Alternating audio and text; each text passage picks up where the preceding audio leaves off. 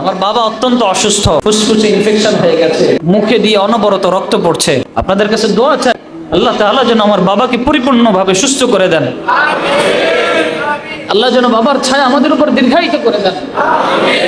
পৃথিবীতে যার একটা বাবা আছে তার একটা জান্নাত আছে। পৃথিবীতে যার একটা মা আছে তারও একটা জান্নাত আছে। হুমা জান্নাতুকা ওয়া নাহরুকা। আল্লাহ রাসূল বলেন, বাবা মা হয় তোমার জান্নাত, বাবা মা হয় তোমার জাহান্নাম।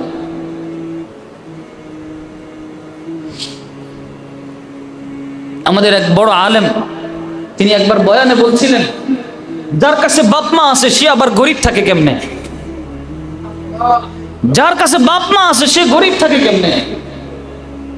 কারণ তার জন্য দোয়া করার জন্য দুইটা চারটা হাত তো আছে। পৃথিবীর সব কিছু মিস হতে পারে, বাবা মার দোয়া কখনো মিস হয় না। আপনি ভাবেন, আপনি অনেক টাকা ইনকাম করছেন, আপনি বাবা মাকে খাওয়ান, আল্লাহর কসম এটা আপনার কামাই না। আল্লাহর কসম এটা বাবা মা আহ শব্দ করে আপনার জন্য যে দোয়া করে সে দোয়ার বরকত। যারা বাবা মাকে হারায় ফেলছে তাদেরকে জিজ্ঞেস করেন, বাবা বলে ডাক না দিতে পারে কষ্ট কত? যারা মাকে হারায় ফেলছে তাদেরকে জিজ্ঞেস করেন, মা বলে ডাক না দিতে পারার কষ্ট কত?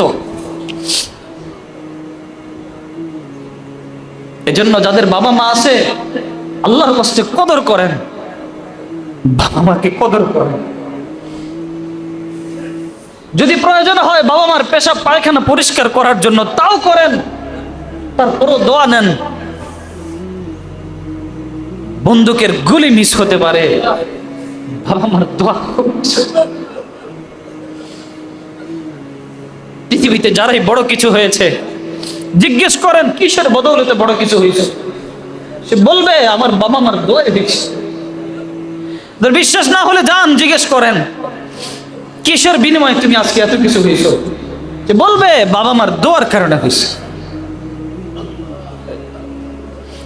যাদের আছে বাবা মা আল্লাহর ওয়াস্তে কদর করবেন, আর যাদের নাই আল্লাহর ওয়াস্তে তাদের জন্য বেশি বেশি দোয়া করবেন। আমি আবারও করজোর মিনতি করে দোয়া চাচ্ছি, আমার বাবাকে যেন আল্লাহ তাআলা সুস্থতার সাথে দীর্ঘ নেক হায়াত দান করে দেন। মাকে যেন সুস্থতার সাথে দীর্ঘ নেক হায়াত দান করে দেন।